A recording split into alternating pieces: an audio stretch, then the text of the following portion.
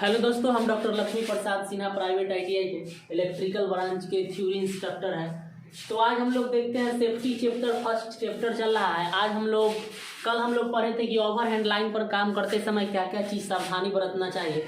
तो आज हम लोग पढ़ेंगे ना कि फ्यूज बदलते समय क्या सावधानी बरतना चाहिए। ठीक, कल हम लोग पढ़े थे कि ओवर हैंड लाइन पर काम करते समय क्या क्या सावधानी बरतना चाहिए, और आज हम लोग पढ़ेंगे कि फ्यूज बदलते समय क्या क्या सावधानी बरतना चाहिए। ठीक, तो कल भी हम फ्यूज के बारे में बताए थे और आज भी हम थोड़ा सा फ्यूज के बारे में बता देते हैं कि आखिर फ्यूज होता क्या है। तो सुनिएगा बात को गौर से, चाहे जो आदमी अगर लिखना पसंद करते हैं वो आदमी लिख भी लीजिएगा, नोट भी कर लीजिएगा। तो फ्यूज होता क्या है कि फ्यूज एक सुरक्षा का साधन होता है। क्या बोलेंगे कि फ्यूज एक सुरक्षा का साधन होता है जो सर्किट में ओवरलोड या शॉर्ट सर्किट होने पर क्या होता है, तो फ्यूज उड़ जाता है, या कह सकते हैं कि फ्यूज टूट जाता है। और इसके बाद जो मेरा सर्किट होता है, मेरा वायरिंग जो होता है, मेरा वोल्ट जो होता है, वो सुरक्षा पूर्वक क्या होता है, तो बच जाता है। फिर से एक बार सुन लीजिए कि फ्यूज एक सुरक्षा का साधन होता है जो सर्किट में शॉर्ट सर्किट या ओवरलोड होने पर फ्यूज क्या होता है, टूट जाता है, और इसके बाद मेरा जो सर्किट होता है वो सुरक्षा पूर्वक बच जाता है। ठीक, अब देखिएगा ना कि ओवरलोड क्या होता है। क्या बोलेंगे कि ओवरलोड क्या होता है। ठीक, बात को समझिएगा। ओवरलोड क्या होता है, सपोज दैट मानिएगा कि आपका एक कमरा है, चाहे आपका एक रूम है, और उस रूम में ना वहां पर जो एमसीबी लगा है, एमसीबी लगा है वो 0.5 एम्पियर का, चाहे हटा दीजिए एमसीबी को, वहां पर जो फ्यूज जो लगाया है वह फ्यूज जो है वो अधिकतम से अधिकतम ना 0.5 एम्पियर करंट को सह सकता है। जैसे ही 0.5 एम्पियर से 0.8 एम्पियर हो गया तो फ्यूज कौन सी हो जाएगा, तो उड़ जाएगा ना। तो यह किसके ऊपर, लोड के ऊपर। जैसे मान लीजिए कि किसी घर का अगर लोड है, लोड का मतलब आप समझते हैं ना कि लैंप हो गया, हीटर हो गया, फ्रिज हो गया, कूलर हो गया, ये सब कौन सी हो गया, लोड के अंतर्गत आता है। ठीक, तो आप क्या एक फ्यूज लगा हुआ है, फ्यूज पर अधिकतम से अधिकतम जो लोड कार्य करेगा वह 1000 वाट का, यानी 1000 वाट का लोड कार्य करेगा। ठीक, अब ठंडा का दिन है, ठंडा के दिन में आप क्या कीजिएगा कि यहाँ तो 1000 लोड माने डाल सकते हैं तो फ्यूज आसानी पूर्वक काम करेगा, नहीं उड़ेगा। लेकिन ठंडा के दिन में आप लोग क्या कर सकते हैं कि 1500 वाट का कुंजी किए कि हीटर लेकर हम लोग जोड़ दिए। अब अगर हीटर लेकर जोड़ देंगे तो 1000 वाट और 1500 वाट कुल मिलाकर कितना हो गया, तो कुल क्या बोलेंगे कि 2500 वाट हो गया। लेकिन यहाँ पर जो हम फ्यूज लगाए हुए हैं यह अधिकतम से अधिकतम कितना, तो 1000 वाट तक कुंची करेगा, तो आसानी पूर्वक काम करेगा। और जैसे ही ज्यादा लोड हो जाएगा तो यह कुंची हो गया, तो उड़ जाएगा। तो इसी को हम लोग क्या बोलेंगे कि ओवरलोड, यानी क्षमता से जब ज्यादा लोड हो जाता है तो उसी को हम लोग क्या बोलते हैं, ओवरलोड बोलते हैं। और उस कंडीशन में क्या बोलेंगे, तो फ्यूज उड़ जाएगा। ठीक, अब समझिएगा कि शॉर्ट सर्किट से कैसे उड़ता है और शॉर्ट सर्किट होता क्या। तो शॉर्ट सर्किट के बारे में कल बताए थे कि जब फेज वायर और न्यूट्रल वायर आपस में जब संपर्क कर जाता है तो फ्यूज क्या होता है, यानी शॉर्ट लग जाता है। जब फेज और फेज आपस में जब सटता है तो शॉर्ट लग जाता है। जब फेज और अर्थ तार आपस में जब सटता है तो क्या होता है, शॉर्ट लग जाता है। ठीक, तो शॉर्ट सर्किट होने के बाद ना, शॉर्ट सर्किट जब लगता है, यानी शॉर्ट जब लगता है तो वहां पर करंट के मान कौन सी हो जाता है, तो इन्फिनिटी हो जाता है, यानी अनंत हो जाता है। और इसके कारण कौन सी आता है, जब करंट का मान अगर इन्फिनिटी हो जाएगा तो सपोज दैट मानिएगा कि यहाँ पर एक फ्यूज है। ठीक, यहाँ पर फ्यूज है, यहाँ से इसे, यह फ्यूज ना अपने अंदर अधिकतम से अधिकतम 0.5 एम्पियर चाहे 0.8 एम्पियर करंट को एडजस्ट करेगा। लेकिन हम लोग जानते हैं कि जब शॉर्ट लगता है, यानी शॉर्ट का मतलब जब फेज तार और न्यूट्रल तार जब एक जगह सट जाता है, चाहे फेज तार और फेज तार जब एक जगह सट जाता है तो उसी को हम लोग क्या बोलेंगे, शॉर्ट बोलेंगे। जब शॉर्ट लगता है ना तब करंट के मान क्या हो जाता है, इन्फिनिटी हो जाता है, यानी अनंत हो जाता है। अनंत हो जाने के कारण कौन सी होता है कि यहाँ पर जो हम लोग फ्यूज वायर लगाए हैं वह कितना, अधिकतम से अधिकतम 0.8 एम्पियर करंट को एडजस्ट करेगा। लेकिन शॉर्ट लगने के कारण करंट का मान बढ़ जाता है और इसके कारण कौन सी होता है, तो फ्यूज उड़ जाता है। तो आप ओवरलोड भी अच्छी तरह से समझ लिए होंगे और क्या बोलते हैं, शॉर्ट सर्किट भी अच्छी तरह से समझ लिए होंगे। अगर फिर से एक बार हम लोग इस चीज को देख लेते हैं, फ्यूज क्या होता है कि फ्यूज एक सुरक्षा का साधन होता है जो सर्किट में शॉर्ट सर्किट या ओवरलोड होने पर ट्रिप कर जाता है, उड़ जाता है, इसी को ही हम लोग क्या बोलते हैं, तो फ्यूज बोलते हैं।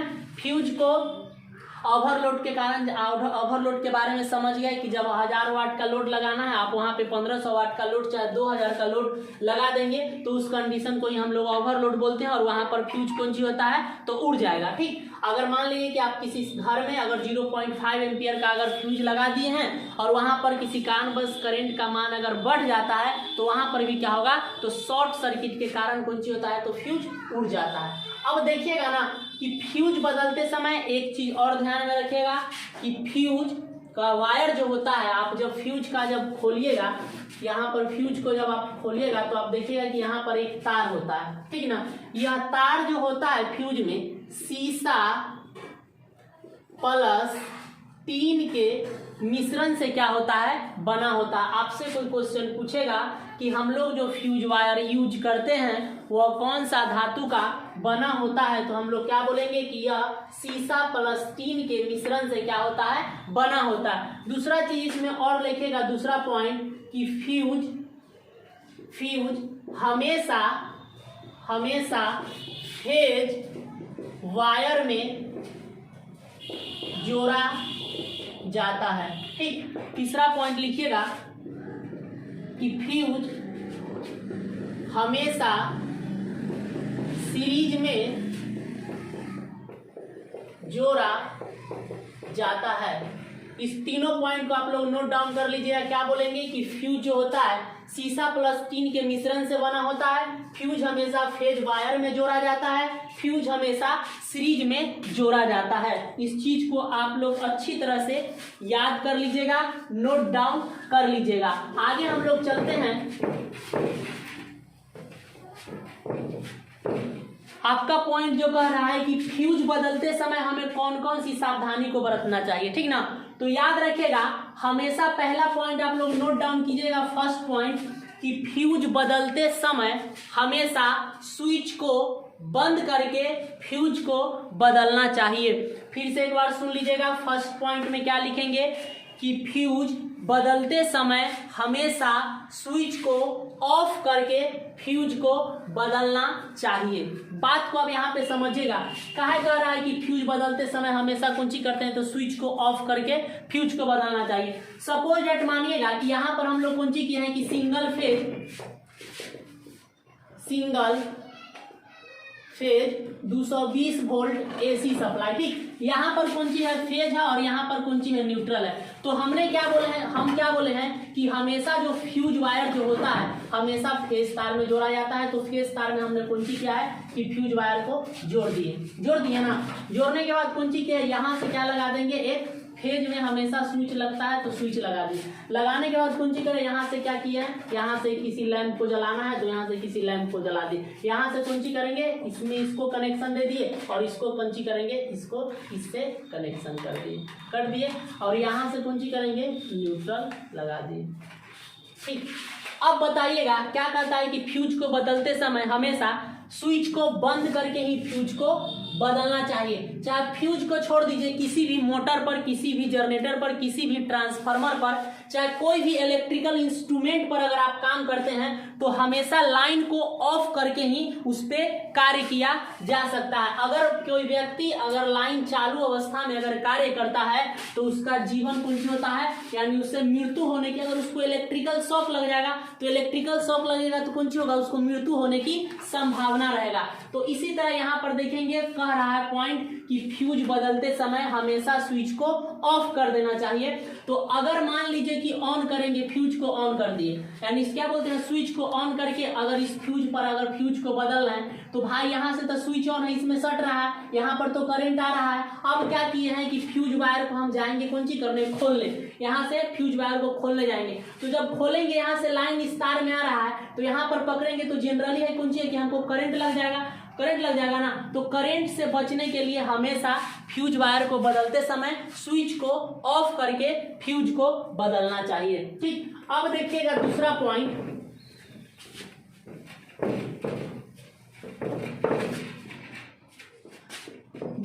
देखेंगे हम लोग कि फ्यूज को बाहर निकालकर उसे उड़ने की कारण जान लेना चाहिए। हाँ, फ्यूज को बाहर निकाल के, इसे सुन लीजिए एक लाइन और, क्या कहता है कि फ्यूज को बाहर निकाल के उसे उड़ने का कारण को जानना चाहिए। अब मान लीजिए सपोज दैट कि आपको पता नहीं है कि मेरा फ्यूज ओवरलोड के कारण उड़ा है कि शॉर्ट सर्किट के कारण उड़ा है। ठीक, अब गए फ्यूज उड़ गया, फिर से आप कौन सी किए, फ्यूज वायर लगाए और कौन सी किए, स्विच दिए, फिर उड़ गया।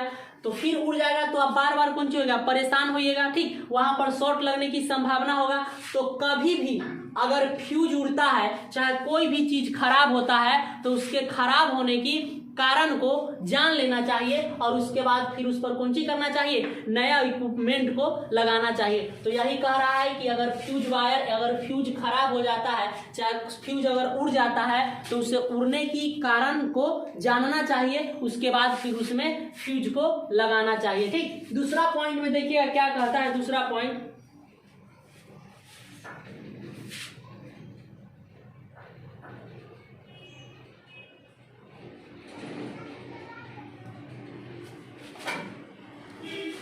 आपके घर में अगर फ्यूज लगल होगा तो फ्यूज आप देखते हैं ना कि फ्यूज उड़ जाता है। आप कभी फ्यूज को मान लीजिए कि यहाँ पर फ्यूज है, यहाँ पर फ्यूज है ना, कि दो हम फ्यूज लगा दिए हैं। ठीक, यहाँ पर फ्यूज है और यहाँ पर फ्यूज है और यहाँ पर फ्यूज है और यहाँ पर फ्यूज है ना। आप देखे होंगे कि यहाँ पर ही फ्यूज वायर हो गया और यहाँ पर ही फ्यूज वायर हो गया। इस दोनों फ्यूज वायर में देखिएगा कि कौन शॉर्ट सर्किट के कारण उड़ रहा है और कौन ओवरलोड के कारण उड़ रहा है। तो बात को अच्छा तरह से समझ लीजिएगा कि अगर फ्यूज वायर कहीं एक जगह से टूट जाता है, सपोज दैट माने कि यहाँ से फ्यूज वायर टूट गया, ठीक, तो यह कौन सी होगा कि ओवरलोड के कारण उड़ेगा। ठीक, अगर फ्यूज वायर जगह जगह से बिखर कर टूटता है, यानी बूंद बूंद करके यहाँ से टूट गया, यहाँ से टूट गया, यहाँ से टूट गया, यहाँ से टूट गया, यहाँ से टूट गया, ठीक ना, तो यह कौन सी होगा, शॉर्ट सर्किट के कारण टूटेगा। आपसे क्वेश्चन पूछा जाएगा कि सपोज दैट मानिए क्वेश्चन आएगा कि फ्यूज वायर अपने दोनों टर्मिनल पर सही ढंग से लगा हुआ है और बीच से फ्यूज वायर उड़ गया है, तो यह किस वजह से उड़ा है, तो क्या बोलेंगे हम लोग कि यह ओवरलोड के कारण उड़ा है। ठीक, अगर फ्यूज वायर जगह जगह से बिखर कर टूटा है तो क्या बोलेंगे कि यह शॉर्ट सर्किट के कारण टूटा है। ठीक, अगर एक जगह से फ्यूज वायर अगर टूटता है तो यह ओवरलोड के कारण टूटता है। अगर यह जगह जगह से बिखर कर टूटता है तो क्या बोलेंगे कि यह शॉर्ट सर्किट के कारण फ्यूज टूटा है। तो दोनों पॉइंट को लिख लीजिएगा। पहला में दीजिएगा कि अगर फ्यूज वायर कहीं एक जगह से टूटता है और बाकी तार टर्मिनल पर लगे होते हैं तो यह ओवरलोड के कारण टूटता है। ठीक ना, अगर फिर दूसरा में लिखेगा कि अगर फ्यूज वायर जगह जगह से बिखर कर टूटता है तो यह शॉर्ट सर्किट के कारण क्या होता है, टूटता है। याद रखिएगा कि अगर एक जगह से टूट गया तो ओवरलोड हो गया, अगर जगह जगह से बिखर कर टूट रहा है तो यह शॉर्ट सर्किट के कारण टूटा है। ठीक, अब अगला पॉइंट देख लीजिएगा।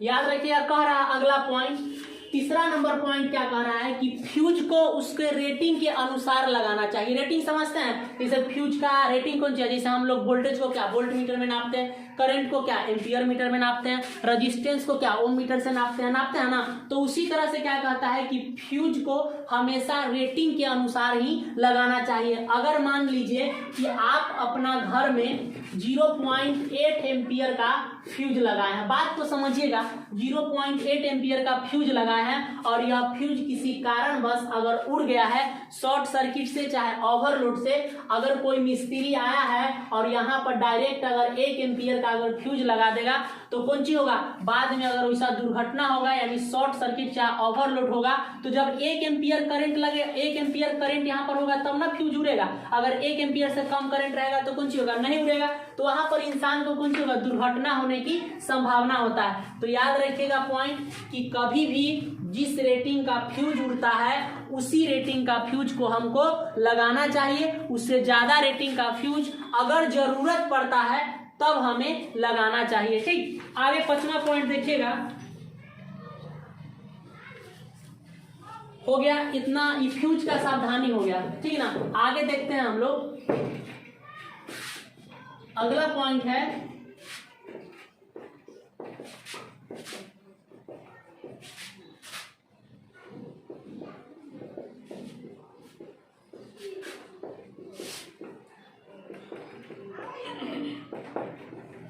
देखिए क्या कह रहा है कि सीढ़ी पर काम करते समय सावधानियां। ठीक, सीढ़ी समझते हैं ना, जो हम लोग पोल पर चढ़ने के लिए सीढ़ी का यूज करते हैं। ठीक, तो क्या कह रहा है कि सीढ़ी पर काम करते समय क्या क्या सावधानियां बरतनी चाहिए। तो सीढ़ी की लंबाई न तो ज्यादा होना चाहिए, पॉइंट 1 नंबर में लिखिएगा कि सीढ़ी की लंबाई न तो ज्यादा होना चाहिए, सीढ़ी की लंबाई न तो ज्यादा होना चाहिए, न तो ज्यादा होना चाहिए। फिर से इसको लिखिएगा, मुझे इसको लिखिएगा तो लिखेंगे सीढ़ी पर काम करते समय क्या क्या सावधानी बरतना चाहिए, तो इसके बारे में लिखिएगा। फर्स्ट पॉइंट लिखिएगा, फर्स्ट पॉइंट में लिखिएगा कि सीढ़ी की लंबाई न ज्यादा, सीढ़ी की लंबाई न ज्यादा छोटा होना चाहिए और न ज्यादा बड़ा होना चाहिए। सीढ़ी की लंबाई न ज्यादा छोटा होना चाहिए और न ही ज्यादा बड़ा होना चाहिए। ठीक, दूसरा पॉइंट में लिखिएगा, बात को समझे ना कि अगर सीढ़ी की लंबाई अगर पोल के लंबाई से कम भी है तब पर भी दिक्कत है, अगर ज्यादा भी है तब पर भी दिक्कत है। तो इसीलिए कह रहा है कि सीढ़ी की लंबाई न तो ज्यादा रखना चाहिए और न ही कम रखना चाहिए। दूसरा पॉइंट में लिखिएगा, दूसरा पॉइंट क्या कह रहा है, दूसरा पॉइंट कह रहा है कि सीढ़ी जब पोल पर लगाते हैं तो उस समय किसी इंसान के द्वारा उसे जरूर पकड़कर रखना चाहिए। तो दूसरा पॉइंट में लिखेंगे कि जब सीढ़ी पोल पर लगाते हैं तो उस समय सीढ़ी को किसी इंसान के द्वारा पकड़कर अवश्य ही रखना चाहिए। अगर मान लीजिए कि कोई इंसान के द्वारा अगर पकड़ कर नहीं रखा जाता है और कोई इंसान इस पोल है, इस पोल पर कौन सी करेंगे, सीढ़ी लगा दिए, इस पोल पर सीढ़ी लगा के कोई इंसान इस पोल पर चढ़ रहा है, अगर कोई इंसान इसको नीचे से नहीं पकड़े हुए है तो यह जब चढ़ेंगे, सीढ़ी पर चढ़ेंगे तो कौन सी होगा, सीढ़ी फिसलेगा। जब सीढ़ी फिसलेगा तो गिरने की संभावना होगा। अगर कोई इंसान अगर गिरता है तो हो सकता है उसका मृत्यु भी हो सकता है ना। तो वही कह रहा है कि सीढ़ी पर चढ़ते समय हमेशा किसी इंसान के द्वारा उसे नीचे से पकड़कर उसके बाद सीढ़ी को पकड़कर उसके बाद चढ़ना चाहिए। ठीक, तो दूसरा पॉइंट हो गया। तीसरा पॉइंट देखिएगा,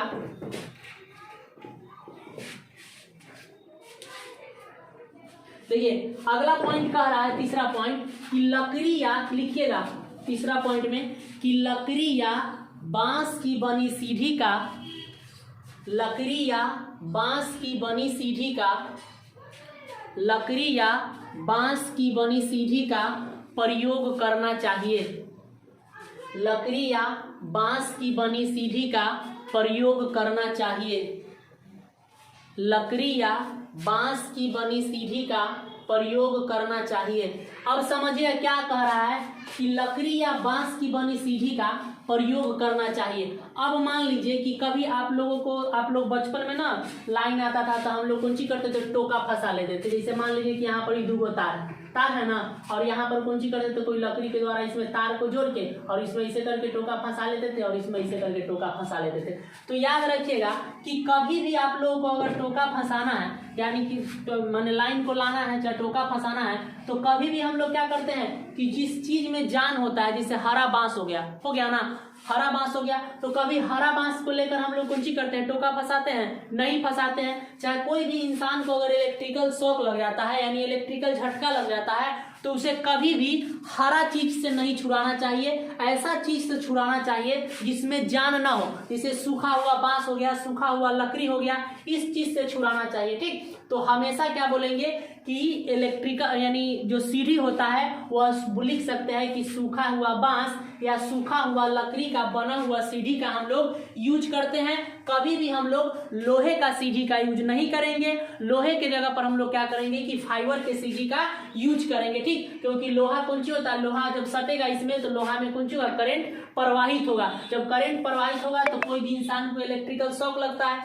जब शॉक लगेगा तो उसको मृत्यु होने की संभावना होगा। तो याद रखिएगा कि कभी भी हम लोग इलेक्ट्रिकल पर जो सीढ़ी का यानी इलेक्ट्रिकल काम में जो सीढ़ी का यूज करते हैं वह हमेशा सूखा बांस या सूखा लकड़ी का बना हुआ सीढ़ी का हम लोग कौन सी करेंगे तो यूज करेंगे। ठीक, तो हो गया तीसरा। चौथा पॉइंट देखते हैं।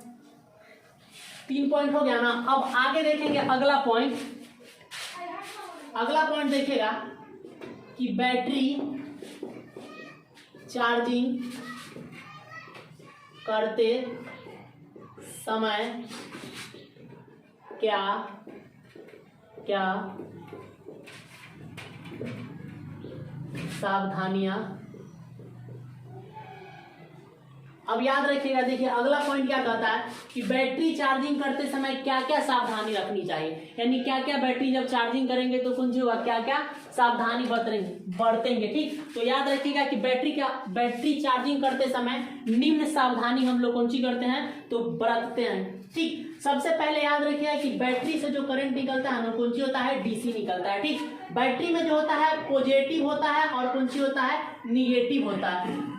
और बैटरी कहते हैं किसको है तो सेलों के समूह को हम लोग कौन सी कहते हैं तो बैटरी बोलेंगे। ठीक, याद रखिएगा बैटरी से जो करंट निकलता है, मोबाइल आप लोग चार्ज करते हैं ना, तो मोबाइल चार्ज करते हैं तो जहां बैटरी का नाम आता है वहां पर डीसी सप्लाई का हम लोग यूज करते हैं, यानी मोबाइल बैटरी से निकलने वाला करंट कौन सी होता है तो डीसी करंट होता है। और इसमें जो होता है हम लोग एसी सप्लाई में करते हैं, यानी कि फेज होता है और न्यूट्रल होता है। लेकिन यहाँ पर जैसी बैटरी आएगा तो वहां पर कौन सी होता है डीसी करंट, तो वहां पर पॉजिटिव और निगेटिव होता है। ठीक, और बैटरी क्या होता है तो सेलों के समूह को, कई सारा सेलों को जोड़कर एक समूह बनाया जाता है और उसी को हम लोग क्या बोलते हैं तो बैटरी बोलते हैं। ठीक, अब कह रहा है क्वेश्चन, आपका पॉइंट क्या कह रहा है कि बैटरी चार्जिंग करते समय क्या क्या सावधानी बरतेंगे। तो लिखिएगा, फर्स्ट पॉइंट में लिखिएगा आप लोग कि बैटरी चार्जिंग करते समय क्या सावधानी बरतेंगे।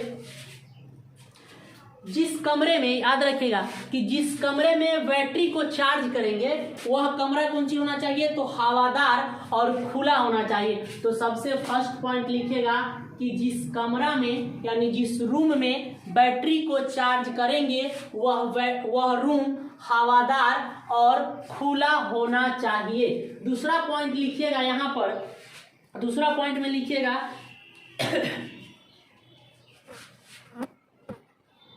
दूसरा पॉइंट लिखेगा कि हमेशा बैटरी चार्जिंग करते समय, दूसरा पॉइंट लिखेगा कि हमेशा बैटरी चार्जिंग करते समय पानी में तेजाब मिलाना चाहिए। बैटरी चार्जिंग करते समय पानी में तेजाब मिलाना चाहिए, पानी में तेजाब मिलाना चाहिए।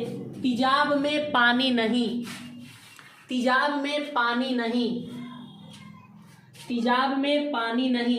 याद रखिएगा क्या बोलेंगे कि बैटरी चार्जिंग करते समय हमेशा पानी में तेजाब मिलाना चाहिए, तेजाब में पानी नहीं मिलाना चाहिए। अगला पॉइंट लिखिएगा, अगला पॉइंट लिखिएगा कि बैटरी चार्जिंग करते समय ज्वलनशील गैस निकलता है, ज्वलनशील गैस निकलता है। सॉरी, इस पॉइंट को लिखेंगे इस तरह से कि बैटरी चार्जिंग करते समय